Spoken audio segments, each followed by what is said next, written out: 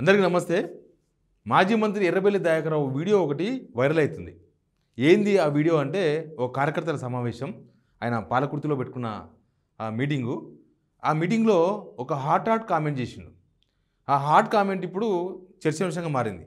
ఎర్రబెల్లి దయాకర్రావు ఉత్తగైతే మాట్లాడు కదా, సంథింగ్ ఏదో ఆయనకు ఒక సోర్స్ అని ఉండాలి, లేకపోతే ఆయనకు విషయం ఎక్కడున్న దగ్గర ఎవరైనా చెప్పానే ఉండాలి. ఇప్పుడు రేవంత్ రెడ్డి ప్రభుత్వం పైన మాట్లాడిండు.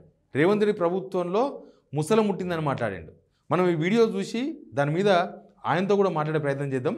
అంతకన్నా ముందు మీకు రిక్వెస్ట్ చేస్తున్నా, ఈ వీడియో చూస్తున్న వాళ్ళందరికీ నా విజ్ఞప్తి, మీరు సబ్స్క్రైబ్ చేసుకోండి సిగ్నల్ టీవీని. సిగ్నల్ టీవీకి మద్దతుగా నిలవండి. సిగ్నల్ టీవీని రిపోర్ట్ కొట్టేవాళ్ళు, స్ట్రైక్ కొట్టేవాళ్ళు చాలా స్పీడ్గా విజృంభిస్తున్నారు. అందుకే మీ మద్దతు నేను కోరుతున్నా. మీరు ఒక సబ్స్క్రైబ్ చేయడం వల్ల మీకైతే నష్టం లేదు. అయితే మీకు పనికొచ్చే వార్తలే ఇస్తాను హామీ ఇస్తున్నా. మీరు సిగ్నల్ టీవీ సబ్స్క్రైబ్ చేసుకోవాలని కూడా కోరుకుంటున్నా. ఇక ఒకసారి ఎర్రబెల్లి దయాకర్రావు గారు ఏం మాట్లాడిండో ఒకసారి విందాం. విన్న తర్వాత అసలు ఎందుకు అట్లా మాట్లాడిండు, సేమ్ టైం ఆయనకున్న సోర్స్ ఏంది, ఆయనతో కూడా మాట్లాడదాం మనం. ఒకసారి ఆ వీడియో చూడండి. 25 మంది ఎమ్మెల్యేలు ఒకటే రేవంత్ రెడ్డి కూర్చోడం ముసుగుల గుట్లాట అయిపోయింది. రాహుల్ గాంధీ క్యాన్సర్ అయింది ఎందుకు? రాహుల్ గాంధీ వరంగల్కి వచ్చి జనంలో అభిప్రాయం తీసుకుందామని. ఇది ఎర్రబెల్లి దయాకర్రావు గారు మాట్లాడింది. ఏమంటున్నారు? కాంగ్రెస్ గవర్నమెంట్లో ముసలం ముట్టింది. 25 మంది ఎమ్మెల్యేలు తీవ్రమైన అసంతృప్తిలో ఉన్నారు. ఆ 25 మంది ఎమ్మెల్యేలే కాంగ్రెస్ ప్రభుత్వాన్ని పడగొట్టబోతున్నారని. నిజానికి కాంగ్రెస్ గవర్నమెంట్ వచ్చిన తర్వాత కాంగ్రెస్ గవర్నమెంట్ ఉండదు, 3 నెలలు కూడా ఉండదు, 6 నెలలు కూడా ఉండదు, పడిపోతుంది, పడగొడతామని చెప్పి ప్రగల్భాలు పలికింది ఎవరో తెలుసా? ఫస్ట్ టైం మాట్లాడింది ఇప్పుడు బీఆర్ఎస్లో గెలిచి కాంగ్రెస్లో ఏరిన కడియం శ్రీహరి.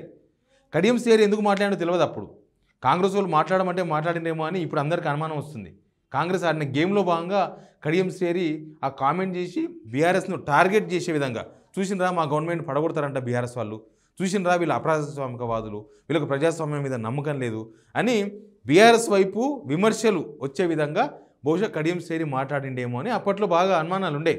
కానీ ఇప్పుడు ఎర్రబెల్లి దయాకర్రావు మాట్లాడేది ఏంది, వాళ్ళ ఎమ్మెల్యేలే వాళ్ళ గవర్నమెంట్ పడగొడతారని. ఇప్పుడు ఎవరు పడగొట్టేది లేదు. బీఆర్ఎస్ ఆల్రెడీ స్టాండ్ తీసుకుంది, మేము పడగొట్టాం, 5 years మీ గవర్నమెంట్ ఉండని, ముఖ్యమంత్రిగా రేవంత్ రెడ్డి ఉండని, జనాలు చూసుకుంటారు, 5 years తర్వాత ఎలక్షన్ వస్తుంది అప్పుడు చూసుకుందామని. బీజేపీ అప్పుడప్పుడు వీళ్ళు మాట్లాడతారు. బీజేపీ ఎమ్మెల్యే మొన్న కామరెడ్డి ఎమ్మెల్యే భీమవరంలో మాట్లాడిండు. ఒక 1.5 monthలో 45 daysలో బీజేపీ గవర్నమెంట్ రాబోతుంది తెలంగాణలో. ఎట్లా వస్తుందో తెలియదు. అవన్నీ గాలి మాటలా లేకపోతే ఎందుకు మాట్లాడారో తెలియదు. ఆల్రెడీ 1 month అయిపోయింది కాబట్టి ఇప్పుడు బీజేపీ గవర్నమెంట్ వచ్చే అవకాశం కూడా లేవు. వాళ్ళకున్న 8 మంది ఎమ్మెల్యేలే. నెక్స్ట్ రాజకీయాలు ఎప్పుడు ఎట్లా మారుతుందో తెలియదు. కానీ ఎర్రబెల్లి దయాకర్రావు చేసిన కామెంట్ మీద ఖచ్చితంగా డిస్కస్ చేయొచ్చు. 25 మంది ఎమ్మెల్యేలు ఎందుకు అసంతృప్తితో ఉన్నారు? 25 మంది ఎమ్మెల్యేలు కాదు, ఇంకా చాలామంది కూడా అసంతృప్తితో ఉండొచ్చు. కానీ అసంతృప్తి ఉన్నంత మాత్రాన గవర్నమెంట్ పడగొడతారా? వాళ్ళకు లేక అవకాశం వచ్చింది, లేక అధికారంలో ఉన్నారు, ఎంజాయ్ చేస్తున్నారు అధికారాన్ని. అట్లాంటిది ఎందుకు ఎర్రబెల్లి దగ్గర కామెంట్ చేసిండు. ఆయనతో మాట్లాడదాం మనం, ఆయన ఏం చెప్తాడు.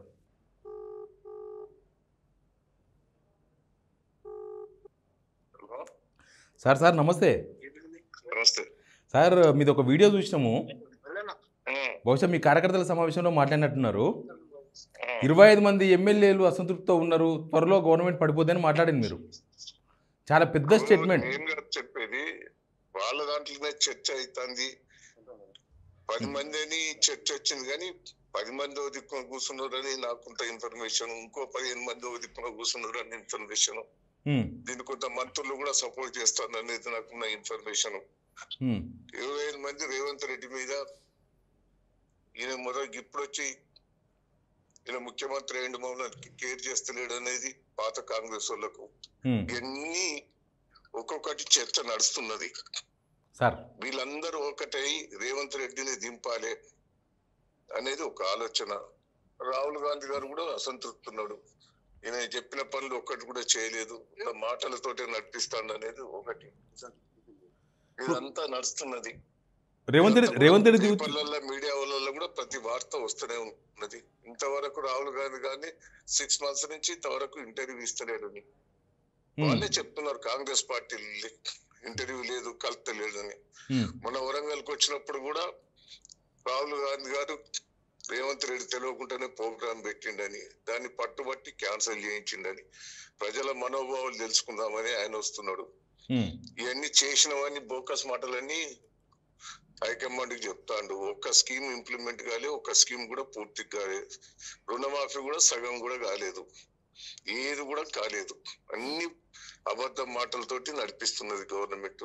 మొన్న అసెంబ్లీలో చూశారు 3 గంటలు బీసీ కులగణాల మీద 3 గంటలు నేను పర్ఫెక్ట్ చేసినా, అట్లా చేసినా, ఇట్లా చేసినా అని ఉపన్యాసం ఇచ్చిండు. మళ్ళా తెల్లారి సరిగ్గా జరగలేదని వాళ్ళే మళ్ళా అప్లికేషన్ తీసుకోమని అంటున్నారు. అంటే అబద్ధ మాటలతోటి మభ్య చెప్పే పరిస్థితులు ఉన్నాడు. కాదు సార్, ఒక డౌట్ సార్. కాదు, ఇప్పుడు ఒకవేళ మీరు అన్నట్టు రేవంత్ రెడ్డి దింపితే వాళ్ళ పార్టీకి నుంచే ఇంకొక ముఖ్యమంత్రి అవుతాడు, వాళ్ళ పార్టీ వాళ్ళే అవుతారు ఎవరెవరు.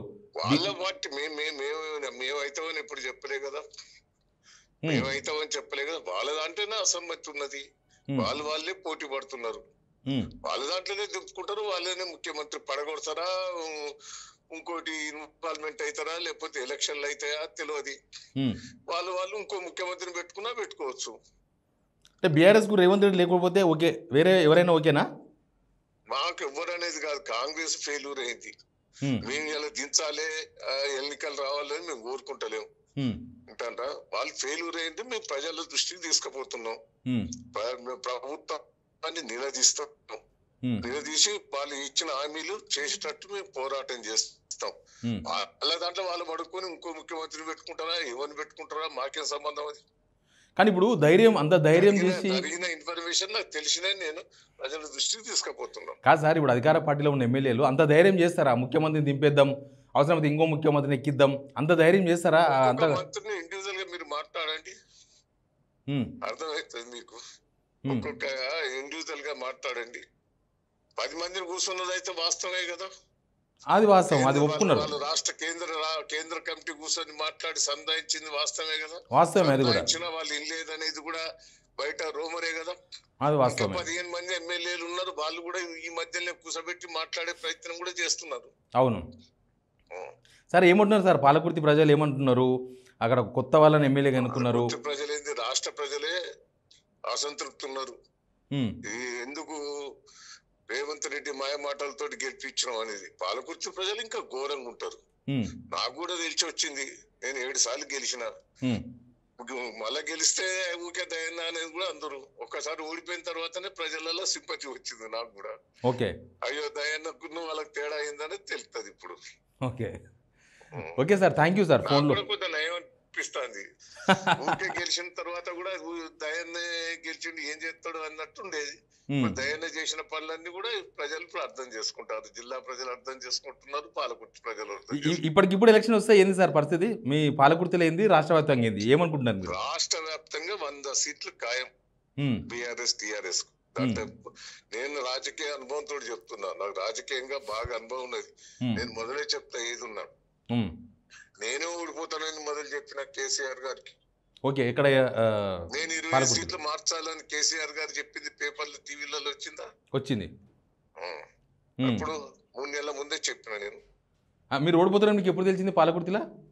నాకు 3-4 నెలల ముందే నేను సార్ చెప్పిన, నాకు టికెట్ వద్దు సార్, దయచేసి నాకు ఈ తప్ప నేను రెస్ట్ తీసుకుంటా సార్, గవర్నమెంట్ వచ్చిన తర్వాత నేను ఏదన్నా తీసుకెళ్ళలేదు, నువ్వు నిలబడాలి, నువ్వు నిలబడకపోతే రాంగ్ మెసేజ్ అయిపోతుంది కూడా సార్ నన్ను పెట్టాడు. ఓకే ఓకే, ఎనీవే ఒక 25 మంది ఎమ్మెల్యే గ్రూప్ ఏదో చేస్తుంది కాంగ్రెస్ లో అనేది మీరు చెప్పదలుచుకున్నది వాస్తవం. అది నాకున్న ఇన్ఫర్మేషన్, నేను సీనియర్ నాయకుని కాబట్టి నాకు కాంగ్రెస్ వాళ్ళు కూడా దాదాపు అందరు కూడా తెలిసిన వాళ్ళు ఎక్కువ ఉన్నారు కాబట్టి వాళ్ళ మనోభావాలు నాకు అర్థమైంది.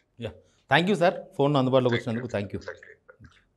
ఇది ఎర్రబెల్లి దగ్గర గారు చెప్తున్నది. ఏదో అసంతృప్తి అయితే ఉంది, ఆయన చెప్పినట్టు కొద్దిగా అవుట్కమ్ కూడా వచ్చింది కదా మనకు. 10 మంది ఎమ్మెల్యేల గ్రూప్ అయింది, మీటింగ్స్ అవన్నీ జరిగినాయి. బట్ అది ఇప్పుడు జరుగుతుందా, ఇంకా ముందు ఇంకా కొద్దిగా ముందుకు పోయినాక జరుగుతుందా అనేది ఉంది. కాంగ్రెస్లో ఈ సాంప్రదాయం కామన్, ఇవాళ ఏదో కొత్తగా వచ్చిన సాంప్రదాయం ఏం కాదు. ఓ ముఖ్యమంత్రి ఉన్నప్పుడు అసంతృప్తి, మిగతా వాళ్ళంతా కుంపటి నడిపించి ఆయనని దింపి, ఈయన ఎక్కించి, ఆయనని దింపి, కానీ హైకమాండ్ కూడా అసంతృప్తి ఉందన్నది బయటికి కనిపిస్తుంది. వాళ్ళు బయట ఎక్కడ చెప్పలే. బట్ రేవంత్ రెడ్డి విషయంలో అసంతృప్తితో ఉన్నారు అనే విషయం మాత్రం చాలాసార్లు రాహుల్ గాంధీ ఆయన వ్యవహార శైలిని బట్టి మనకు అర్థమైంది. చూసినాం కదా రేవంత్ రెడ్డికి అపాయింట్మెంట్ చెప్పడం ఇట్లాంటివి. ఎనివే రాజకీయాల డైనమిక్స్ ఎప్పుడు ఏం జరుగుతుందో తెలియదు.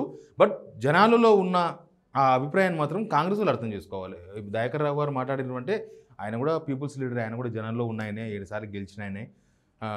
కొత్తగా చాలామంది గెలిపించారు. ఆ కొత్త వాళ్ళు గెలిచిరు కానీ జనాల ఆశయాలను జనాలకు ఇచ్చిన హామీలను రీచ్ అవుతలేరు. వాళ్ళు రీచ్ అవుతలేరు అంటే అది గవర్నమెంట్ ఫెయిల్యూర్. గవర్నమెంట్ ఇవన్నీ వాళ్ళేం చేస్తారు? ఇప్పుడు యశస్విని రెడ్డి ఇంటికి వెళ్ళిస్తుంది ఏమన్నా తులం బంగారం? పాలకుర్తి ఎమ్మెల్యే ఇప్పుడు ఆమె యశస్విని రెడ్డి ఏమన్నా మహిళలకు 25,000 ఆమె ఇంటికి వెళ్ళిస్తుందా?